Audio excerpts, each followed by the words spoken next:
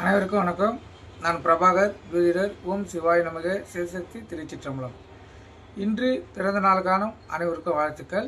இறைவனுடைய அருள் பரிபூர்ணமாக உங்களுக்கு கிடைக்கட்டும். உங்களின் மனம் எதை நீ ஆசைப்படுகிறதோ அந்த ஆசை நியாயமான ஆசையாக இருந்தால் நிறைவேறட்டும் என்று எம்பெருமான் சிவபெருமானிடம் அடியில் வேண்டிக் கொள்கிறேன்.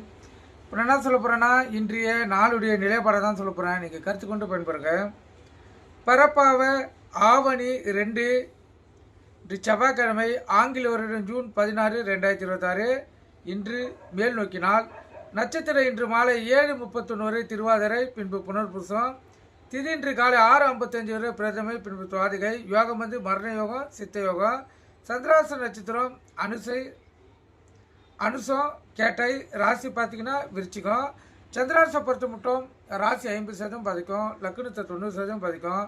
அதனால் இந்த விருச்சி ராசி, விருச்சி இலக்கணம் என்று மிக கவனமாக இருக்கணும். வண்டி வாய்ச்சல்கள் மிக கவனமாக செல்லணும். போக்குவரத்து விதிமுறைகளை கடைபிடித்து செல்லணும். எக்காரத்து கொண்டு வண்டி இயக்கி கொண்டு மொபைல் ஃபோனில் பேசக்கூடாது. சிந்தனை விபத்துகள் ஏற்படுறதுக்கு அதிக வாய்ப்புண்டு. நல்ல நேரம் காலை 10:30 11:30, மாலை 4:30 5:30.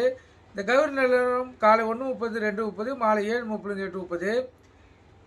இந்த கௌரி நிலவரத்தோட சுபவரை சேர்த்து பயன்படுத்தினா வாழ்க்கையில் வெற்றி பெற முடியும். இன்று செவ்வாய்க்கிழமை என்பதால் செவ்வாய் பகவான் ஓரநாதன் அவரே இன்று கதாநாயகன். செவ்வாய் வரை பார்த்தீங்கன்னா காலை 6 to 7, மதியம் 1 to 2, இரவு 8 to 9. செவ்வாய் வரை அசுபவரை என்றாலும் செவ்வாய்க்கிழமையில் சுபவரையாக இயங்கும். செவ்வாய்க்கிழமையில் பார்த்தீங்கன்னா இந்த நோய்வாய்ப்பட்டவங்க, திருமணம் கைக்கூடாதவங்க, குழந்தை பாக்கி இல்லாதவங்களாம் இந்த செவ்வாய்க்கிழமை பயன்படுத்தலாம். அதே போல் கடனை அடைக்கக்கூடிய நாளும் செவ்வாய்க்கிழமை தான். செவ்வாய் வரையில் ஒரு கடன் அடைத்தா மீண்டும் கடன் வாங்க வேண்டிய சூழ்நிலை ஏற்படாது, கருத்தில் கொள்ளுங்கள். ராகுகாலம் மாலை 3 to 4:30, யமகண்டம் காலை 9 to 10:30, குளிகை மதியம் 12 to 1:30, சூலம் மதியம் வடக்கு. கோயிலுக்கு சென்றால் இந்த வடக்கு சைடு பார்த்து தான் கற்பூர விளக்கு ஏற்றணும். நீங்கள் கருத்து கொண்டு பயன்படுங்க. நன்றி, வணக்கம், வாழ்க வளமுடன்.